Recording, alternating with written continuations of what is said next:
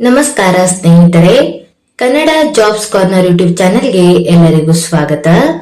ಎಸ್ಎಸ್ಸಿಯಲ್ಲಿ junior engineer ಹುದ್ದೆಗಳ ಒಂದು ನೇಮಕಾತಿಗೆ ಸಂಬಂಧಪಟ್ಟಂತೆ ಆನ್ಲೈನ್ ಮೂಲಕ ಅರ್ಜಿಯನ್ನು ಆಹ್ವಾನಿಸಲಾಗಿರುವಂತದ್ದು. ಇನ್ನು ಯಾವ್ಯಾವ ಹುದ್ದೆಗಳಿವೆ, ಎಷ್ಟೆಷ್ಟು ಹುದ್ದೆಗಳು ಖಾಲಿ ಇರುವಂತದ್ದು, ಏಜ್ ಲಿಮಿಟ್, ಎಜುಕೇಶನಲ್ ಕ್ವಾಲಿಫಿಕೇಶನ್ ಹಾಗೂ ಸೆಲೆಕ್ಷನ್ ಪ್ರೊಸೀಜರ್ ಬಗ್ಗೆ ಈ ಒಂದು ವಿಡಿಯೋದಲ್ಲಿ ಮುಂದೆ ನೋಡ್ತಾ ಹೋಗೋಣ. ನಮ್ಮ ಚಾನೆಲ್ ಅನ್ನ ಯಾರಾದ್ರೂ ಹೊಸದಾಗಿ ನೋಡ್ತಾ ಇದ್ರೆ ಸಬ್ಸ್ಕ್ರೈಬ್ ಮಾಡಿ ಹಾಗೂ ಪಕ್ಕದಲ್ಲೇ ಇರುವಂತಹ ಬೆಲ್ ಬಟನ್ ಅನ್ನ ಕ್ಲಿಕ್ ಮಾಡಿ. ಎಸ್ಎಸ್ಸಿಯಲ್ಲಿ ಜೂನಿಯರ್ ಎಂಜಿನಿಯರ್ ಹುದ್ದೆಗಳ ನೇಮಕಾತಿಗೆ ಸಂಬಂಧಪಟ್ಟಂತೆ ಅರ್ಜಿಗಳನ್ನು ಆಹ್ವಾನಿಸಲಾಗಿರುವಂತದ್ದು. ಇನ್ನು ಈ ಹುದ್ದೆಗಳಿಗೆ ಅರ್ಜಿಯನ್ನ ಸಲ್ಲಿಸಲು ಪ್ರಾರಂಭ ದಿನಾಂಕವನ್ನ ನೋಡೋದಾದ್ರೆ ಜೂನ್ 30ರಿಂದ ಜುಲೈ 21ರವರೆಗೆ ಅಭ್ಯರ್ಥಿಗಳಿಗೆ ಅರ್ಜಿಯನ್ನು ಸಲ್ಲಿಸಲು ಅವಕಾಶವನ್ನ ನೀಡಲಾಗಿರುವಂತದ್ದು. ಇನ್ನು ಕಂಪ್ಯೂಟರ್ ಬೇಸ್ಡ್ ಎಕ್ಸಾಮಿನೇಷನ್ ಅನ್ನ ನಡೆಸುವಂತಹ ಟೆಂಟೇಟಿವ್ ಎಕ್ಸಾಮ್ ಡೇಟ್ ಅನ್ನು ಸಹ ನೀಡಲಾಗಿರುವಂತದ್ದು. ಪೇಪರ್ 1 ಎಕ್ಸಾಮ್ ಅನ್ನ ಅಕ್ಟೋಬರ್ 27ರಿಂದ 31ರವರೆಗೆ ನಡೆಸಲಾಗುವಂತದ್ದು ಹಾಗೂ ಪೇಪರ್ 2 ಎಕ್ಸಾಮ್ ಅನ್ನ ಜನವರಿ ಅಥವಾ ಫೆಬ್ರವರಿ ತಿಂಗಳಲ್ಲಿ ನಡೆಸಲಾಗುತ್ತದೆ. ಇನ್ನು ಈ ಎಲ್ಲಾ ಹುದ್ದೆಗಳಿಗೆ ಸಂಬಂಧಪಟ್ಟಂತೆ ಎಜುಕೇಶನಲ್ ಕ್ವಾಲಿಫಿಕೇಶನ್ ಹಾಗೂ ಏಜ್ ಲಿಮಿಟ್ ಬಗ್ಗೆ ನೋಡ್ತಾ ಹೋಗೋದಾದ್ರೆ, ಮೊದಲನೇದಾಗಿ ಬಾರ್ಡರ್ ರೋಡ್ ಆರ್ಗನೈಸೇಷನ್ ಅಲ್ಲಿ ಖಾಲಿ ಇರುವಂತಹ ಹುದ್ದೆಗಳ ಬಗ್ಗೆ ನೋಡ್ತಾ ಹೋಗೋದಾದ್ರೆ ಜೂನಿಯರ್ ಎಂಜಿನಿಯರ್ ಅಂದರೆ ಸಿವಿಲ್ ವಿಭಾಗದಲ್ಲಿ ಹುದ್ದೆಗಳು ಖಾಲಿ ಇರುವಂತದ್ದು. ಇನ್ನು ಈ ಹುದ್ದೆಗಳಿಗೆ ಸಂಬಂಧಪಟ್ಟಂತೆ ಎಜುಕೇಶನಲ್ ಕ್ವಾಲಿಫಿಕೇಶನ್ ಬಗ್ಗೆ ನೋಡ್ತಾ ಹೋಗೋದಾದ್ರೆ ಸಿವಿಲ್ ಎಂಜಿನಿಯರಿಂಗ್ ನಲ್ಲಿ ಡಿಗ್ರಿಯನ್ನ ಮಾಡಿರುವಂತಹ ಅಭ್ಯರ್ಥಿಗಳು ಈ ಒಂದು ಹುದ್ದೆಗಳಿಗೆ ಅರ್ಜಿಯನ್ನು ಸಲ್ಲಿಸಬಹುದು, ಅಥವಾ 3 ವರ್ಷಗಳ ಡಿಪ್ಲೊಮಾ ಇನ್ ಸಿವಿಲ್ ಎಂಜಿನಿಯರಿಂಗ್ ಮಾಡಿರುವಂತಹ ಅಭ್ಯರ್ಥಿಗಳು ಸಹ ಅರ್ಜಿಯನ್ನು ಸಲ್ಲಿಸಬಹುದಾಗಿರುತ್ತದೆ. ಇನ್ನು ಇದರ ಜೊತೆಗೆ 2 ವರ್ಷಗಳ ಕಾಲ ಸಂಬಂಧಪಟ್ಟಂತಹ ಫೀಲ್ಡ್ ನಲ್ಲಿ ಎಕ್ಸ್ಪೀರಿಯನ್ಸ್ ಅನ್ನು ಸಹ ಹೊಂದಿರಬೇಕು.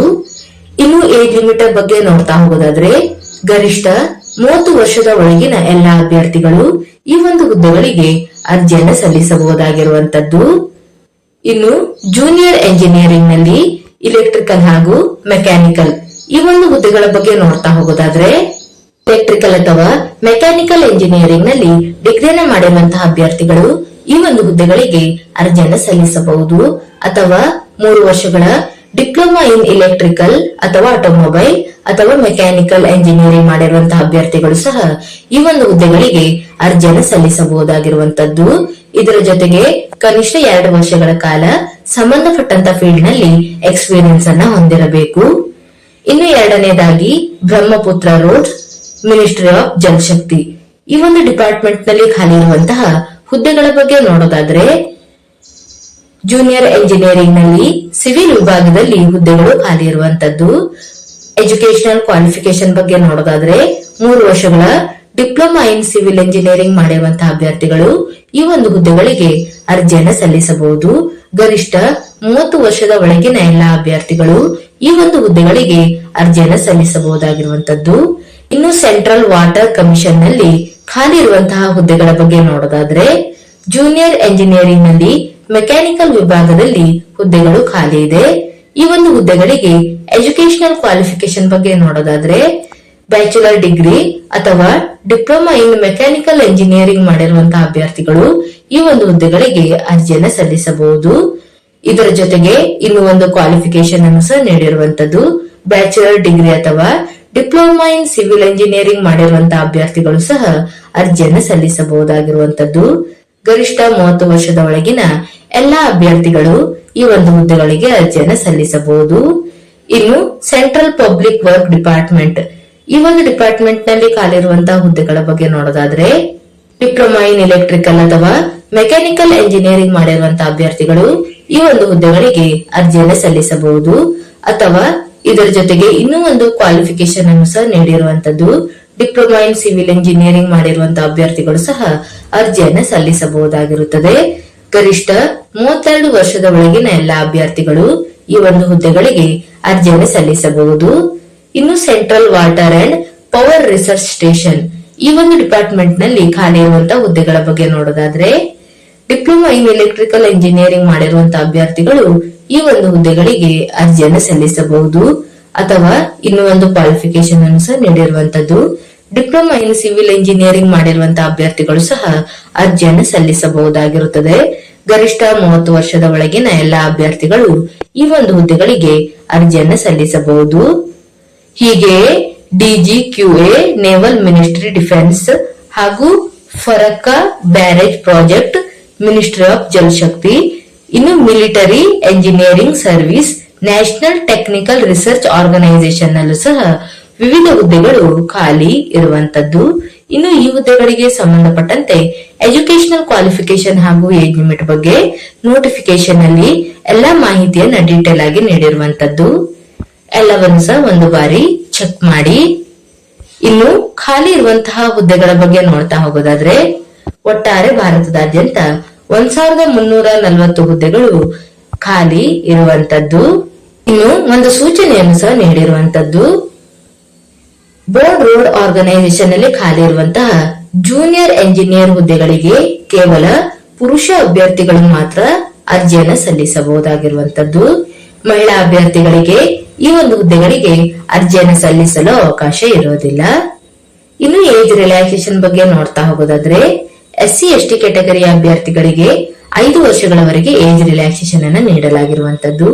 OBC ಕೆಟಗರಿಯ ಅಭ್ಯರ್ಥಿಗಳಿಗೆ 3 ವರ್ಷಗಳವರೆಗೆ ಏಜ್ ರಿಲ್ಯಾಕ್ಸೇಷನ್ ಅನ್ನು ನೀಡಲಾಗಿದೆ. ಇನ್ನು ಫಿಸಿಕಲ್ ಹ್ಯಾಂಡಿಕ್ಯಾಪ್ ಇರುವಂತಹ ಅಭ್ಯರ್ಥಿಗಳಿಗೆ UR ಕೆಟಗರಿಯವರಿಗೆ 10 ವರ್ಷ, OBC ಕೆಟಗರಿಯವರಿಗೆ 13 ಹಾಗೂ SC ST ಕೆಟಗರಿಯ ಅಭ್ಯರ್ಥಿಗಳಿಗೆ 15 ವರ್ಷಗಳವರೆಗೆ ಏಜ್ ರಿಲ್ಯಾಕ್ಸೇಷನ್ ಅನ್ನು ನೀಡಲಾಗಿರುವಂತದ್ದು. ಇನ್ನು ಎಕ್ಸ್ ಸರ್ವಿಸ್ ಮೆನ್ ಗಳಿಗೆ 3 ವರ್ಷಗಳವರೆಗೆ ಏಜ್ ರಿಲ್ಯಾಕ್ಸೇಷನ್ ಅನ್ನು ನೀಡಲಾಗಿದೆ ಹಾಗೂ ಡಿಫೆನ್ಸ್ ಪರ್ಸನ್ ಗಳಿಗೂ ಸಹ 8 ವರ್ಷಗಳವರೆಗೆ ಒಂದು ಏಜ್ ರಿಲ್ಯಾಕ್ಸೇಷನ್ ಅನ್ನ ನೀಡಲಾಗಿರುವಂತದ್ದು.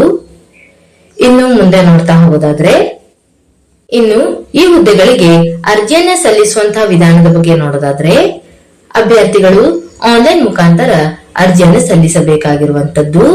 ssc.gov.in ಈ ಒಂದು ವೆಬ್ಸೈಟ್ ಮೂಲಕ ಅಭ್ಯರ್ಥಿಗಳು ಆನ್ಲೈನ್ ಮೂಲಕ ಅರ್ಜಿಯನ್ನ ಸಲ್ಲಿಸಬೇಕಾಗಿರುತ್ತದೆ.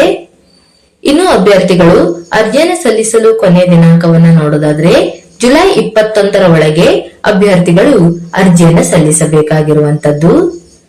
ಇನ್ನು ಅಪ್ಲಿಕೇಶನ್ ಫೀಸ್ ಬಗ್ಗೆ ನೋಡ್ತಾ ಹೋಗೋದಾದ್ರೆ ಅಭ್ಯರ್ಥಿಗಳಿಗೆ 100 ರೂಪಾಯಿ ಅಪ್ಲಿಕೇಶನ್ ಫೀಸ್ ಇರುವಂತದ್ದು. SC ST ಫಿಸಿಕಲ್ ಹ್ಯಾಂಡಿಕ್ಯಾಪ್ ಇರುವಂತಹ ಮತ್ತು ಎಕ್ಸ್ ಸರ್ವಿಸ್ ಮೆನ್ ಅಭ್ಯರ್ಥಿಗಳಿಗೆ ಯಾವುದೇ ರೀತಿಯಾದಂತಹ ಅಪ್ಲಿಕೇಶನ್ ಫೀಸ್ ಇರೋದಿಲ್ಲ. ಇನ್ನುಳಿದಂತಹ ಎಲ್ಲಾ ಅಭ್ಯರ್ಥಿಗಳಿಗೆ 100 ರೂಪಾಯಿ ಅಪ್ಲಿಕೇಶನ್ ಫೀಸ್ ಇರುವಂತದ್ದು. ಇನ್ನು ಅಭ್ಯರ್ಥಿಗಳು ಅಪ್ಲಿಕೇಶನ್ ಫೀಸ್ ಅನ್ನ ಆನ್ಲೈನ್ ಮುಖಾಂತರ ಪೇಮೆಂಟ್ ಮಾಡಬೇಕಾಗಿರುವಂತದ್ದು. ಅಂದರೆ debit card, credit card, internet banking, UPI payment ಹೀಗೆ ಆನ್ಲೈನ್ ಥ್ರೂ ಅಪ್ಲಿಕೇಶನ್ ಫೀಸ್ ಅನ್ನ ಪೇಮೆಂಟ್ ಮಾಡಬೇಕಾಗಿರುತ್ತದೆ. ಇನ್ನು ಅಭ್ಯರ್ಥಿಗಳು ಅಪ್ಲಿಕೇಶನ್ ಫೀಸ್ ಅನ್ನ ಪೇಮೆಂಟ್ ಮಾಡಲು ಕೊನೆಯ ದಿನಾಂಕವನ್ನ ನೋಡೋದಾದ್ರೆ ಜೂನ್ 22ರ ಒಳಗೆ ಅಭ್ಯರ್ಥಿಗಳು ಅಪ್ಲಿಕೇಶನ್ ಫೀಸ್ ಅನ್ನ ಪೇಮೆಂಟ್ ಮಾಡಬೇಕಾಗಿರುವಂತದ್ದು. ಇನ್ನು ಅಭ್ಯರ್ಥಿಗಳು ಅರ್ಜಿಯನ್ನು ಸಲ್ಲಿಸುವಂತಹ ಸಂದರ್ಭದಲ್ಲಿ ಏನಾದರೂ ತಪ್ಪಾಗಿದ್ದರೆ ಕರೆಕ್ಷನ್ ಅನ್ನ ಮಾಡಿಕೊಳ್ಳಲು ಸಹ ಅವಕಾಶವನ್ನ ನೀಡಲಾಗಿರುವಂತದ್ದು. ಆಗಸ್ಟ್ 1ರಿಂದ ಆಗಸ್ಟ್ 2ರವರೆಗೆ ಅಭ್ಯರ್ಥಿಗಳು ತಮ್ಮ ಅಪ್ಲಿಕೇಶನ್ ನಲ್ಲಿ ಏನಾದರೂ ತಪ್ಪಾಗಿದ್ದರೆ ಕರೆಕ್ಷನ್ ಅನ್ನ ಮಾಡಿಕೊಳ್ಳಬಹುದಾಗಿರುತ್ತದೆ. ಇನ್ನು ಮುಂದೆ ನೋಡ್ತಾ ಹೋಗೋದಾದ್ರೆ ಎಕ್ಸಾಮಿನೇಷನ್ ಸೆಂಟರ್ಸ್ ಬಗ್ಗೆ ನೋಡ್ತಾ ಹೋಗೋದಾದ್ರೆ ನಮ್ಮ ಕರ್ನಾಟಕದ ಅಭ್ಯರ್ಥಿಗಳಿಗೆ ಎಲ್ಲೆಲ್ಲಿ ಎಕ್ಸಾಮಿನೇಷನ್ ಸೆಂಟರ್ ಅನ್ನ ನೀಡಲಾಗಿದೆ ಅಂತ ನೋಡೋದಾದ್ರೆ ಬೆಳಗಾವಿ, ಬೆಂಗಳೂರು, ಹುಬ್ಬಳ್ಳಿ, ಕಲಬುರಗಿ, ಮಂಗಳೂರು, ಮೈಸೂರು, ಶಿವಮೊಗ್ಗ ಹಾಗೂ ಉಡುಪಿಯಲ್ಲಿ ಎಕ್ಸಾಮಿನೇಷನ್ ಸೆಂಟರ್ ಅನ್ನ ನೀಡಲಾಗಿರುವಂತದ್ದು. ಇನ್ನುಳಿದಂತಹ ರಾಜ್ಯಗಳ ಅಭ್ಯರ್ಥಿಗಳಿಗೆ ಆಯಾ ರಾಜ್ಯಗಳಲ್ಲಿ ಎಕ್ಸಾಮಿನೇಷನ್ ಸೆಂಟರ್ ಅನ್ನ ನೀಡಲಾಗಿದೆ. ಇನ್ನು ಸ್ಕೀಮ್ ಆಫ್ ಎಕ್ಸಾಮಿನೇಷನ್ ಬಗ್ಗೆ ನೋಡ್ತಾ ಹೋಗೋದಾದ್ರೆ ಅಭ್ಯರ್ಥಿಗಳಿಗೆ ಕಂಪ್ಯೂಟರ್ ಬೇಸ್ಡ್ ಮುಖಾಂತರ ಎಕ್ಸಾಮ್ ಅನ್ನ ನಡೆಸಲಾಗುವಂತದ್ದು. ಒಟ್ಟು 2 ಪೇಪರ್ಗಳು ಇರುವಂತದ್ದು, ಪೇಪರ್ 1 ಹಾಗೂ ಪೇಪರ್ 2. ಇನ್ನು ಮೊದಲನೇದಾಗಿ ಪೇಪರ್ 1 ಬಗ್ಗೆ ನೋಡ್ತಾ ಹೋಗೋದಾದ್ರೆ ಜನರಲ್ ಇಂಟೆಲಿಜೆನ್ಸ್ ಮತ್ತು ರೀಸನಿಂಗ್ ಈ ಒಂದು ವಿಷಯದ ಮೇಲೆ ಒಟ್ಟು 50 ಕ್ವಶನ್ಗಳನ್ನ ಕೇಳಲಾಗುವಂತದ್ದು ಮತ್ತು 50 ಅಂಕಗಳು ಇರುತ್ತವೆ. ಇನ್ನು ಜನರಲ್ ಅವೇರ್ನೆಸ್ ಈ ಒಂದು ವಿಷಯದ ಮೇಲೆ 50 ಕ್ವಶನ್ಗಳು ಇರುವಂತದ್ದು ಹಾಗೂ 50 ಅಂಕಗಳನ್ನ ನೀಡಲಾಗುತ್ತದೆ. ಇನ್ನು ಪಾರ್ಟ್ ಎದಲ್ಲಿ ಜನರಲ್ ಎಂಜಿನಿಯರಿಂಗ್, ಸಿವಿಲ್ ಮತ್ತು ಸ್ಟ್ರಕ್ಚರಲ್ ಅಥವಾ ಪಾರ್ಟ್ ಬಿ ಯಲ್ಲಿ general engineering, electrical are part C ಯಲ್ಲಿ ಜನರಲ್ ಎಂಜಿನಿಯರಿಂಗ್ ಮೆಕ್ಯಾನಿಕಲ್ ಮೇಲೆ ಕ್ವಶನ್ಗಳನ್ನ ಕೇಳಲಾಗುತ್ತದೆ. ಆಯಾ ಒಂದು ವಿಭಾಗಕ್ಕೆ ಸಂಬಂಧಪಟ್ಟಂತೆ ಕ್ವಶನ್ಗಳನ್ನ ಕೇಳಲಾಗುವಂತದ್ದು. ಒಟ್ಟು 100 ಕ್ವಶನ್ಗಳು ಇರುವಂತದ್ದು ಮತ್ತು 100 ಅಂಕ ಇರುತ್ತದೆ. ಇನ್ನು ಪೇಪರ್ 1 ನಲ್ಲಿ 2 ಗಂಟೆಗಳ ಕಾಲಾವಕಾಶವನ್ನ ಅಭ್ಯರ್ಥಿಗಳಿಗೆ ನೀಡಲಾಗುವಂತದ್ದು. ಇನ್ನು ಪೇಪರ್ 2 ಬಗ್ಗೆ ನೋಡ್ತಾ ಹೋಗೋದಾದ್ರೆ, ಪಾರ್ಟ್ ಎ ದಲ್ಲಿ ಜನರಲ್ ಎಂಜಿನಿಯರಿಂಗ್ ಸಿವಿಲ್ ಮತ್ತು ಸ್ಟ್ರಕ್ಚರಲ್ ಅಥವಾ ಪಾರ್ಟ್ ಬಿ ಯಲ್ಲಿ general engineering electrical are part C ಯಲ್ಲಿ ಜನರಲ್ ಎಂಜಿನಿಯರಿಂಗ್ ಮೆಕ್ಯಾನಿಕಲ್ ಈ ಒಂದು ವಿಷಯದ ಮೇಲೆ ಕ್ವಶನ್ ಗಳನ್ನ ಕೇಳಲಾಗುವಂತದ್ದು. ಒಟ್ಟು 100 ಕ್ವಶನ್ಗಳು ಇರುವಂತದ್ದು ಮತ್ತು 300 ಅಂಕ ಇರುತ್ತದೆ. ಇನ್ನು ಅಭ್ಯರ್ಥಿಗಳಿಗೆ 2 ಗಂಟೆಗಳ ಕಾಲಾವಕಾಶವನ್ನ ನೀಡಲಾಗುವಂತದ್ದು. ಪೇಪರ್ 1 ಮತ್ತು ಪೇಪರ್ 2 ನಲ್ಲಿ ಆಬ್ಜೆಕ್ಟಿವ್ ಟೈಪ್ ಕ್ವಶನ್ ಗಳನ್ನ ಕೇಳಲಾಗುವಂತದ್ದು. ಇನ್ನು ಎಕ್ಸಾಮಿನೇಷನ್ ಇಂಗ್ಲಿಷ್ ಮತ್ತು ಹಿಂದಿಯಲ್ಲಿ ನಡೆಸಲಾಗುತ್ತದೆ. ಇನ್ನು ಅಭ್ಯರ್ಥಿಗಳಿಗೆ ಪ್ರತಿಯೊಂದು ತಪ್ಪಾದ ಉತ್ತರಕ್ಕೆ ಪೇಪರ್ 1 ನಲ್ಲಿ 0.25 ಅಂಕವನ್ನ ಕಳೆಯಲಾಗುತ್ತದೆ. ಇನ್ನು ಪೇಪರ್ 2 ನಲ್ಲಿ 1 ಅಂಕವನ್ನ ಪ್ರತಿಯೊಂದು ತಪ್ಪಾದ ಉತ್ತರಕ್ಕೆ ಕಳೆಯಲಾಗುವಂತದ್ದು. ಆಯಾ ಹುದ್ದೆಗಳಿಗೆ ಸಂಬಂಧಪಟ್ಟಂತೆ ಸಿಲೆಬಸ್ ಬಗ್ಗೆಯೂ ಸಹ ಇಲ್ಲಿ ನೋಟಿಫಿಕೇಶನ್ ನಲ್ಲಿ ಎಲ್ಲಾ ಮಾಹಿತಿಯನ್ನ ಡೀಟೇಲ್ ಆಗಿ ನೀಡಿರುವಂತದ್ದು. ಎಲ್ಲವನ್ನು ಸಹ ಒಂದು ಬಾರಿ ಚೆಕ್ ಮಾಡಿ. ಇನ್ನು ಮೋಡ್ ಆಫ್ ಸೆಲೆಕ್ಷನ್ ಬಗ್ಗೆ ನೋಡ್ತಾ ಹೋಗೋದಾದ್ರೆ, ಅಭ್ಯರ್ಥಿಗಳು ಪೇಪರ್ 1 ಹಾಗೂ ಪೇಪರ್ 2 ನಲ್ಲಿ ಪಡೆದುಕೊಂಡಿರುವಂತಹ ಒಂದು ಅಂಕಗಳ ಆಧಾರದ ಮೇಲೆ ಕ್ಯಾಟಗರಿ ವೈಸ್ ಶಾರ್ಟ್ ಲಿಸ್ಟ್ ಮಾಡಿ ಅಭ್ಯರ್ಥಿಗಳನ್ನ ಆಯ್ಕೆ ಮಾಡಿಕೊಳ್ಳಲಾಗುವಂತದ್ದು. ಇದರ ಬಗ್ಗೆಯೂ ಸಹ ಇಲ್ಲಿ ಮಾಹಿತಿಯನ್ನು ನೀಡಲಾಗಿರುವಂತದ್ದು. ಇನ್ನು ಆಸಕ್ತ ಮತ್ತು ಅರ್ಹ ಅಭ್ಯರ್ಥಿಗಳು ಈ ಒಂದು ಹುದ್ದೆಗಳಿಗೆ ಅರ್ಜಿಯನ್ನು ಸಲ್ಲಿಸಬಹುದಾಗಿರುವಂತದ್ದು. ಇವಿಷ್ಟು ಎಸ್ಎಸ್ಸಿಯಲ್ಲಿ ಕರೆಯಲಾದಂತಹ ಜೂನಿಯರ್ ಎಂಜಿನಿಯರ್ ಹುದ್ದೆಗಳ ಒಂದು ನೇಮಕಾತಿಗೆ ಸಂಬಂಧಪಟ್ಟಂತಹ ಮಾಹಿತಿಯಾಗಿರುವಂತದ್ದು. ಈ ಒಂದು ವಿಡಿಯೋ ನಿಮಗೆ ಇಷ್ಟವಾಗಿದ್ದಲ್ಲಿ ಒಂದು ಲೈಕ್ ಮಾಡಿ, ಶೇರ್ ಮಾಡಿ ಹಾಗೂ ಸಬ್ಸ್ಕ್ರೈಬ್ ಮಾಡಿ. ಜೊತೆಗೆ ಪಕ್ಕದಲ್ಲೇ ಇರುವಂತಹ ಬೆಲ್ ಬಟನ್ ಅನ್ನ ಕ್ಲಿಕ್ ಮಾಡಿ.